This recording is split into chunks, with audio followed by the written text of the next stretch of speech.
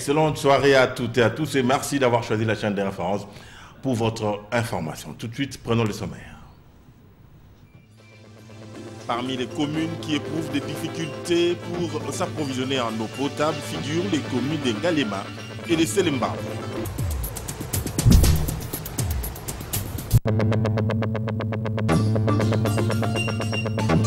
Le cardinal Laurent Mosengo Passigna n'est pas mort, contrairement à la folle rumeur qui a circulé sur les réseaux sociaux.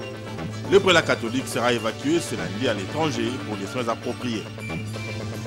Parmi les communes qui éprouvent des difficultés pour s'approvisionner en eau potable figurent les communes de Ngalema et de Selemba.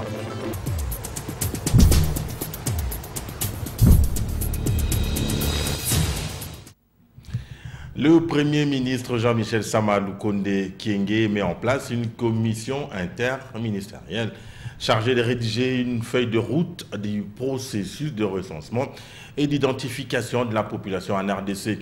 C'est ce ressort de la réunion interministérielle qu'il a présidée ce lundi 5 juillet 2021 en son cabinet de travail. Suivez. Dans le but de doter chaque Congolais d'une carte d'identité et organiser des élections crédibles en 2023, le Premier ministre Jean-Michel Sama Lukonde Kyenge a tenu ce lundi 5 juillet à son cabinet de travail une réunion interministérielle avec 4 membres du gouvernement. Il s'agit de M. Aselo Okito Daniel, vice-premier ministre, ministre de l'Intérieur, décentralisation et affaires coutumières, M. Mwando Simba Christian, ministre d'État, ministre du Plan, M. Kazadi Kadima Nzouji, Nicolas, ministre des Finances et M. Kolongele Eberand, ministre du Numérique. Des responsables des services spécialisés dans les domaines du recensement et d'identification de la population ont été également conviés à cette séance de travail, notamment M. Richard Ilunga, directeur général de l'Office national de l'identification de la population, et M. Roger Chulungu Rukina, directeur général de l'Institut national des statistiques. Il y ressort de cette réunion interministérielle que le chef du gouvernement a instruit qu'une commission spéciale soit mise en place pour produire en délai de 10 jours une feuille de route du processus de recensement et d'identification des Congolais en perspective des élections de 2023.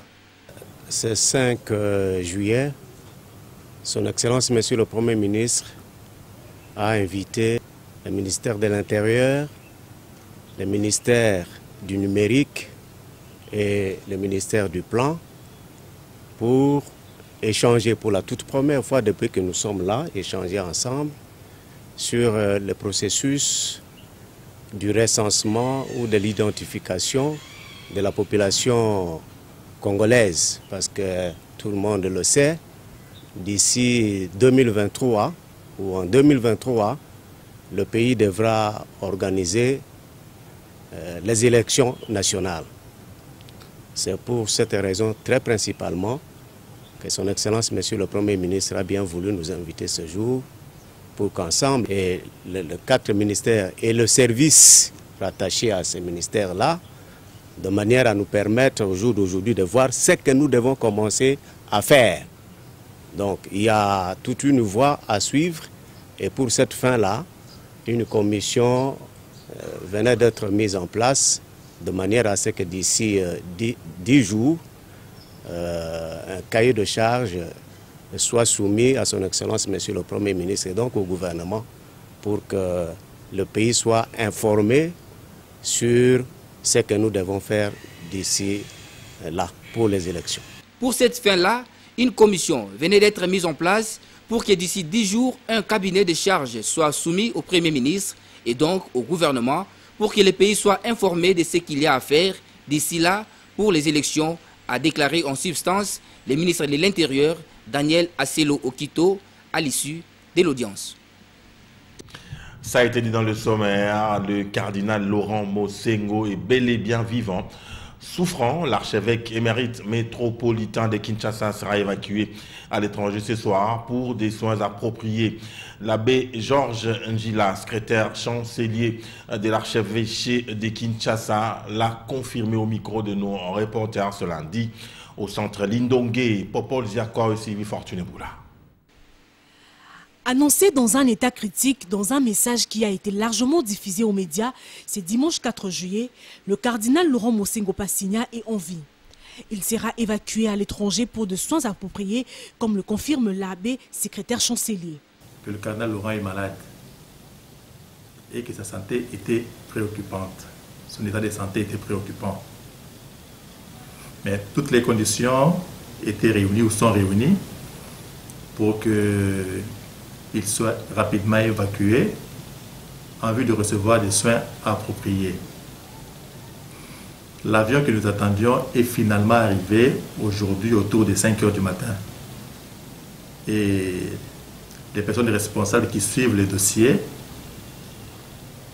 sont à pied d'œuvre pour que cela puisse être fait dans les heures qui viennent. Donc je pense qu'autour de 1 heure, ça sera fait et il sera effectivement évacué pour recevoir des soins appropriés à l'étranger. 81 ans, Laurent Mosengo garde son titre de cardinal et fait toujours partie du collège de cardinaux. Il avait été créé cardinal par Benoît XVI au consistoire du 20 novembre 2010. Il avait également participé au conclave de 2013 qui a élu le pape François. Je cite: « Je vous invite de prier pour notre archevêque émérite, le cardinal Laurent Mosengo. Accompagnons-le par nos prières », a confié Fridolin, cardinal Ambongo Bessungu. Après plus de 6 mois de rupture sur l'étendue nationale, le vaccin pour nourrissons de lutte contre la tuberculose, communément appelée BCG, est de nouveau disponible. Une réjouissance pour les femmes qui allaitent, car elles craignaient déjà pour la santé de leurs enfants au centre de santé Baskila sur avenue Batangui à Butembo, Nord Kivu. Elles étaient nombreuses pour faire vacciner leurs enfants. Francine Moussoya, notre correspondante sur place, nous fait ce reportage. Nous sommes sur avenue Batangui au centre de santé Baskila. Ici, les femmes font la file pour des formalités d'usage afin de faire vacciner. Dans cette salle de soins, 2 infirmières se démènent pour administrer les vaccins aux nourrissons.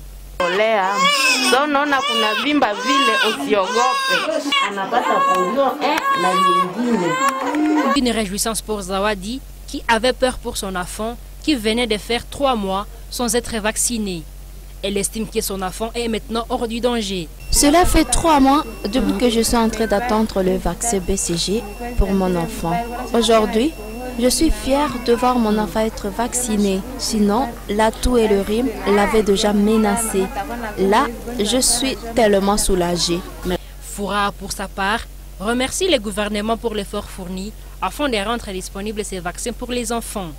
Ma petite fille pour la vaccination contre la BCG et nous sommes très ravis de ce que le vaccin est finalement là. Je remercie le gouvernement de penser à nos enfants et nous remercions aussi aux médecins qui nous ont donné ce vaccin et merci aussi aux infirmiers qui vaccinent nos enfants. L'infirmière Béatrice rassure aux femmes allaitantes que leurs enfants n'auront aucun problème, même s'ils viennent de recevoir les vaccins avec retard.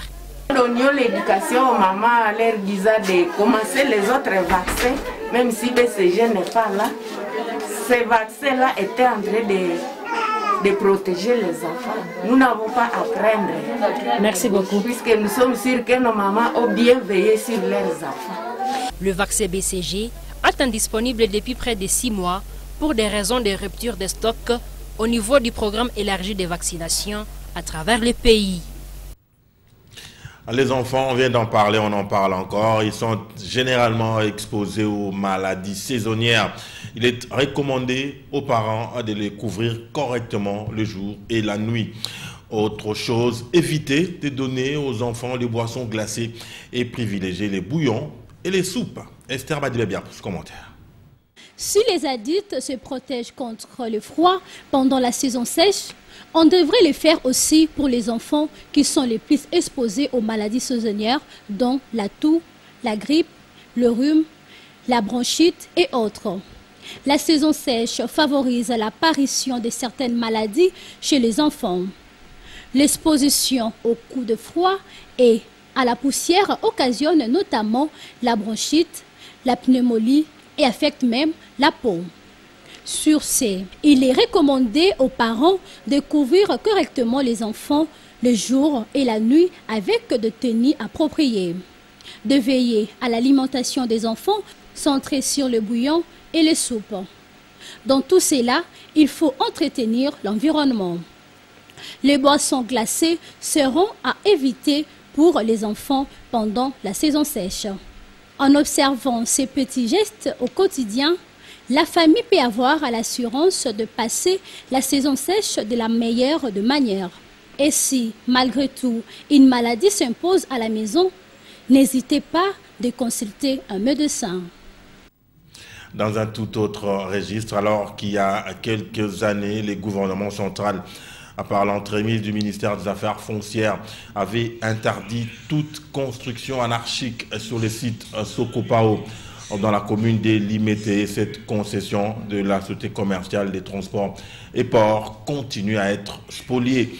Pour se rendre compte de cette situation qui bloque la relance du train urbain à Kinshasa et qui prive l'ex-ONATRA d'une partie de son patrimoine, le ministre des Transports a effectué une descente sur place le week-end. Chérubin Okende était accompagné de plusieurs élus nationaux et provinciaux ainsi que du chef de la police de la capitale. Suivez. Pakadjouma, nous sommes à Limété Sokopao. Ce site appartenant à la Société commerciale des transports et ports ex-ONATRA subit des multiples spoliations.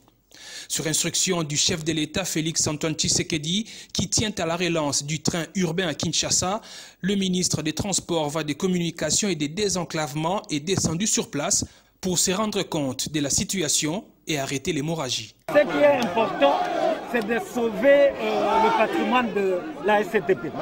Nous devons tout mettre en œuvre pour que ce patrimoine-là ne soit pas spolié. Dans la suite des Chérubin Okende, les députés nationaux dont Eliezer Tamboué, les députés provinciaux avec à leur tête leur président Godin Poy, le commissaire provincial de la police, le général Sylvano Kassongo, le bourgmestre de Limété Douglas Koulou et le chef des départements chemin de fer de l'ex-ONATRA, Jean-Pierre Kalenga. Le constat est désolant.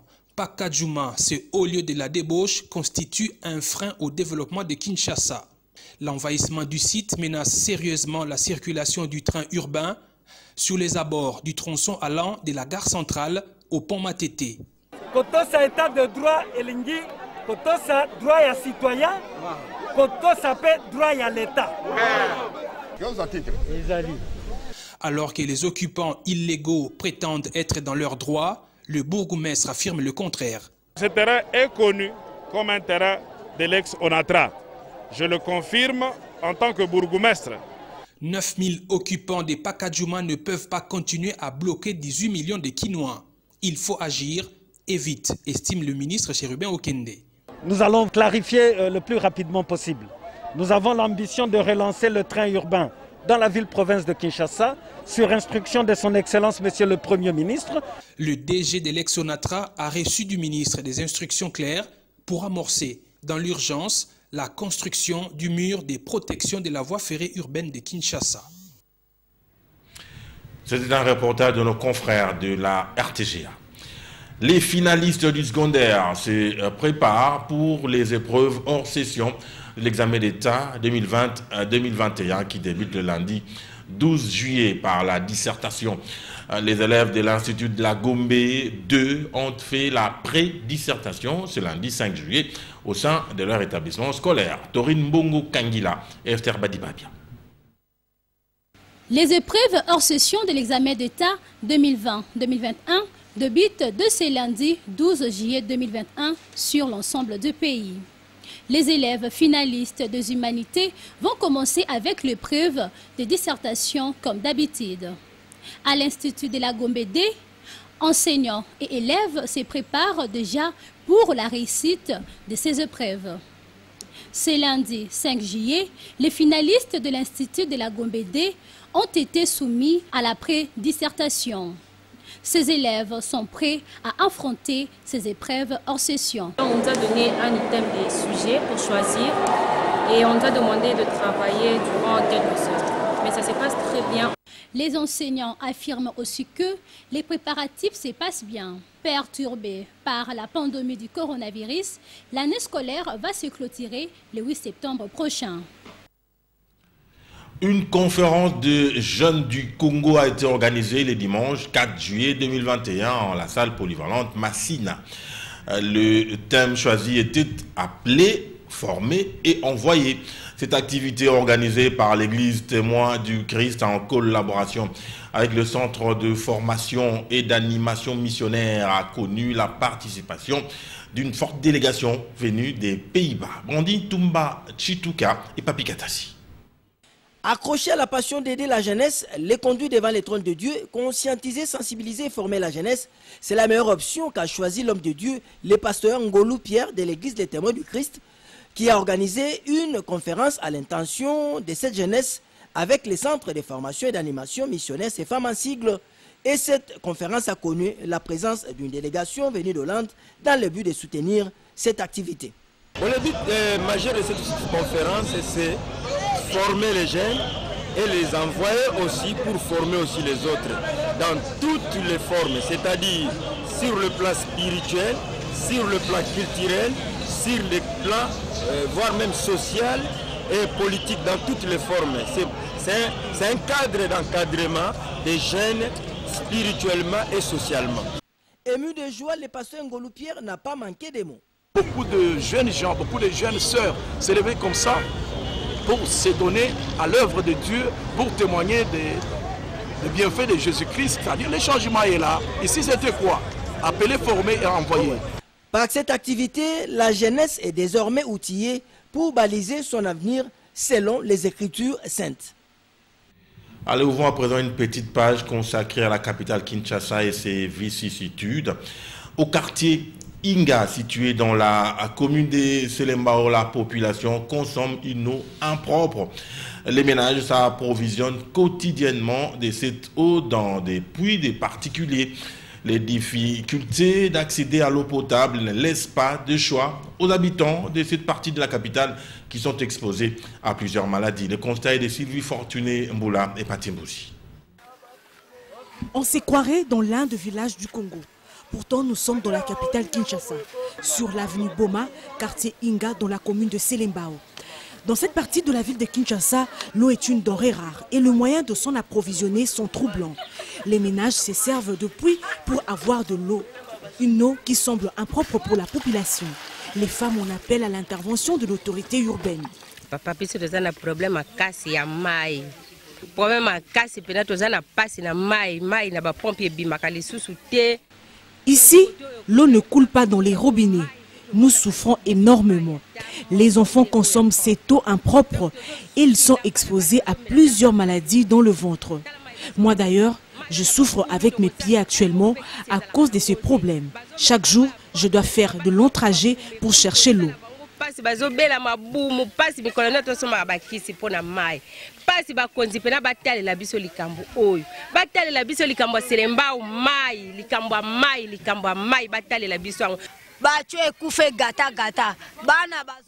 Nous faisons face à plusieurs problèmes à Inga. Nous sommes dans la commune de Selembao. Nos enfants souffrent. Ils doivent chercher l'eau potable tout le jour. Papa Félix, nous souffrons vraiment. Il n'y a pas l'eau potable dans ces coins. S'il vous plaît, ayez pitié de nous. Papa Félix tobeleli yo yoke na biso mawa na bakonzi mususu boyoka mawa ya Selembao na quartier Inga. À l'impossible, nul n'est tenu, dit-on. Ces Kinois consomment cette eau qui n'est pas potable au vu de tous et ils sont même exposés à plusieurs maladies. Quand on sait que l'élevage régulier de mains est recommandé pour lutter contre le coronavirus, il est tout de même inadmissible que la population consomme l'eau de puits dans une ville comme Kinshasa au XXIe siècle. Copier-coller au quartier Luboudi dans la commune de Ngaliema, les habitants en appellent à l'implication des autorités compétentes en vue de trouver une suite favorable. Cette fois-ci, c'est un reportage de Sylvain Kapombo Bosengele sur Fortuné Mboula et Patimbousi. Au XXIe siècle, les habitants du quartier Luboudi dans la commune de Ngaliema vivent encore à l'image de ceux qui sont au village. S'approvisionner en eau potable est un parcours de combattants.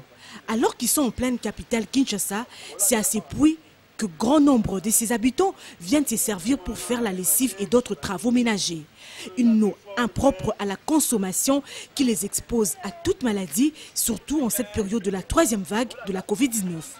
D'où leur cri d'alarme à l'endroit des autorités. Nous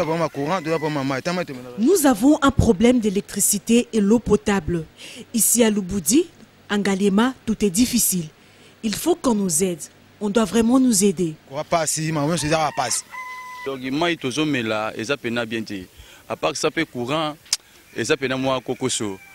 L'eau que nous consommons n'est pas potable.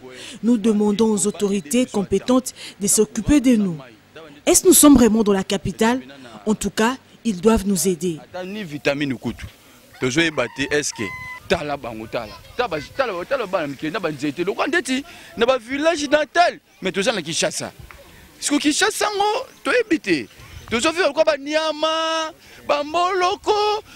Ne dit-on pas que l'eau, c'est la vie? À voir la réalité de ce que vivent les habitants du quartier Lubudi dans la commune de Ngaliema, on peut tout simplement conclure le contraire de cet adage en disant que l'eau, c'est la mort pour ses paisibles compatriotes. Autre chose à présent, actualité vue par les autres dans cette rubrique. Aujourd'hui, Esther Badi-Biabia et Pati Mbouzi ont tendu leur micro à Thierry Kassongo, directeur des informations à la radio 7. Selon lui, l'actualité est dominée, entre autres, par la situation sécuritaire dans la partie est du pays. L'état de santé du cardinal métropolitain de Kinshasa, l'ancien métropolitain de Kinshasa, Laurent Mosengo Passigna, qui devrait être évacué pour des soins appropriés. Il a été réconforté par le président de la République, Félix-Antoine Tshisekedi Tshilombo, et sa charmante épouse Denise Nyakiro, mais également par le président de 2 chambres du Parlement. Un autre fait, c'est la population de Bunia qui estime que la MONUSCO joue double jeu. En même temps, la MONUSCO se place au front pour aider la République à repousser les ADF et d'autres groupes. Mais en même temps, la population de Bunia, nous sommes dans la province de l'Ituri, constate que la MONUSCO facilite le transport des ADF vers des zones à haut risque. La Cour constitutionnelle qui venait de déclarer recevable la loi sur le fonctionnement de la Commission électorale nationale indépendante, mais pendant ce temps, les organisations de la société civile décrient et pensent que l'Assemblée nationale devrait d'abord revoir quelques points faibles dans cette loi avant de publier.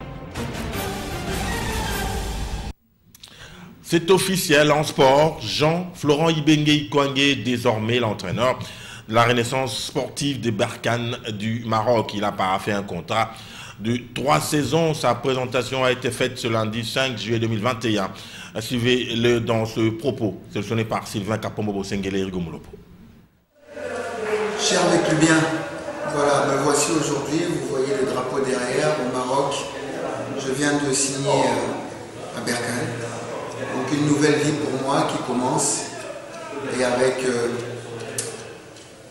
toujours une pointe de tristesse, mais aussi de la joie d'embrasser une nouvelle carrière, donc une nouvelle vie.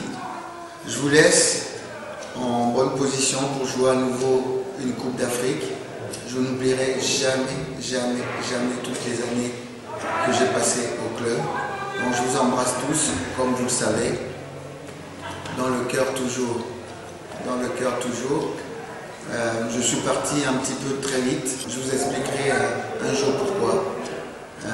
Mais l'essentiel n'est pas là. L'essentiel est que Vita continue à avancer et qu'on reste toujours ensemble. Voilà, toujours ensemble. Et on va toujours de l'avant. Bon vent à vous, bon vent à moi, et on se verra très bientôt.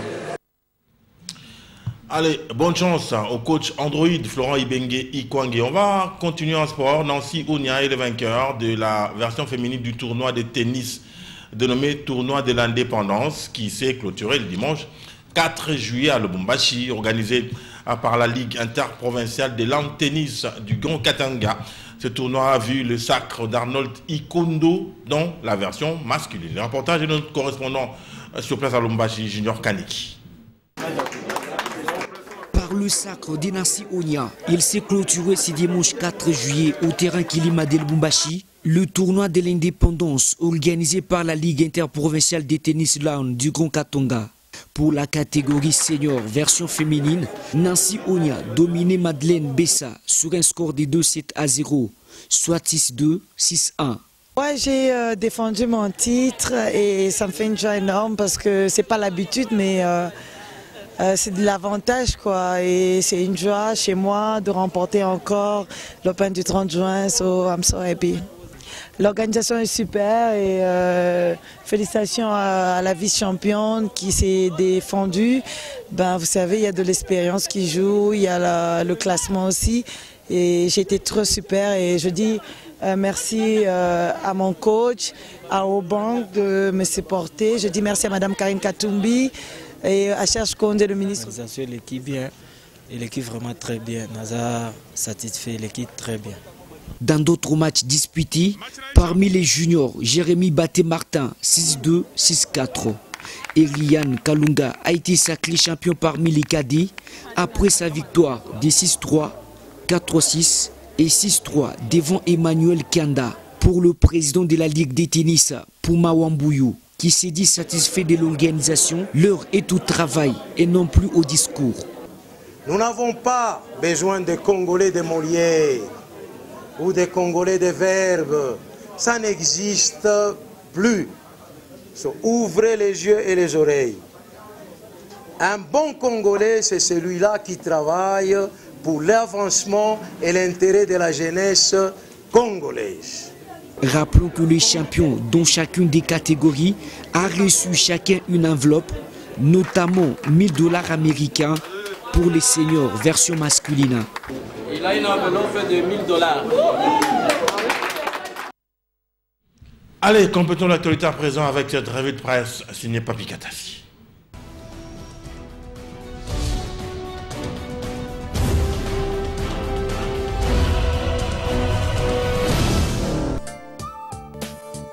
Mesdames et messieurs, bonsoir et bienvenue dans cette revue de presse. Beaucoup de tabloïds parus ce lundi 5 juillet 2021 sont revenus sur différents sujets d'actualité.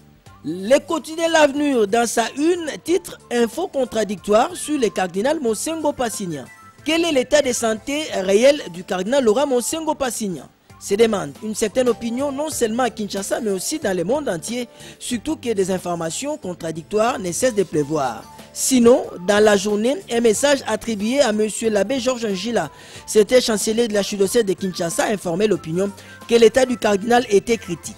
Il pourrait être évacué pour des soins appropriés à l'étranger.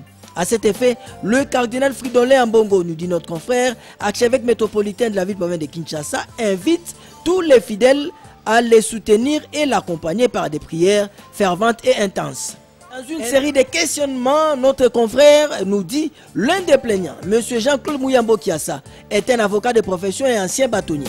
Pourquoi alors a-t-il tourné le dos au parquet général de Kinshasa Gombe qu'il venait de saisir en janvier-février 2021 par une plainte pour aussitôt attraire en avril 2021 par une citation directe sous RP 27 575 devant le tribunal de grande instance de Kinshasa Gombe, un ancien administrateur général de l'ANR, ancien haut fonctionnaire de l'État jouissant des privilèges de juridiction.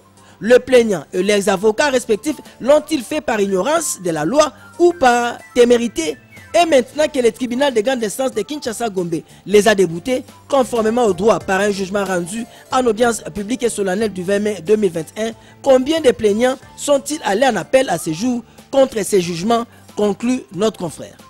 Terminons avec la patrouille financière Made in IGF. C'est la République qui nous informe avec le couronnement des IGF, PCA, PDG indexés en route pour Makala. Pour notre confrère, le vendredi 2 juillet dernier, les chanceliers des ordres nationaux avaient fait le déplacement du site de l'inspection générale des finances au motif de médailler les inspecteurs et d'autres agents de cette institution.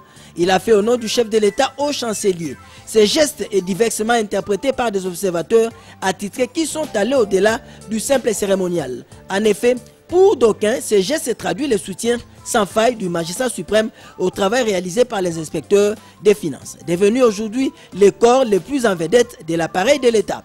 Ça n'est pratiquement fini pour cette revue de presse. Au revoir et à demain.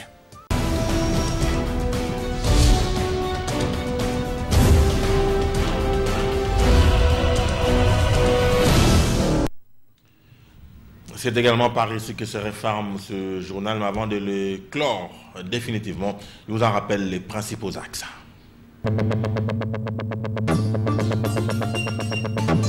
Le cardinal Laurent Mosengo Passigna n'est pas mort, contrairement à la folle rumeur qui a circulé sur les réseaux sociaux. Le prélat catholique sera évacué ce lundi à l'étranger pour des soins appropriés.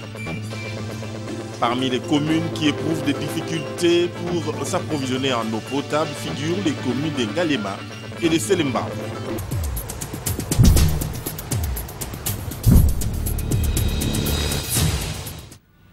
Léonard Momeri a assuré la réalisation de ce journal. À ce côté, il avait Sylvain Kapombobo Sengele comme chef d'édition à leur nom et au mien propre. Je vous dis grand merci pour votre sympathique attention. Excellente suite de programme en notre compagnie.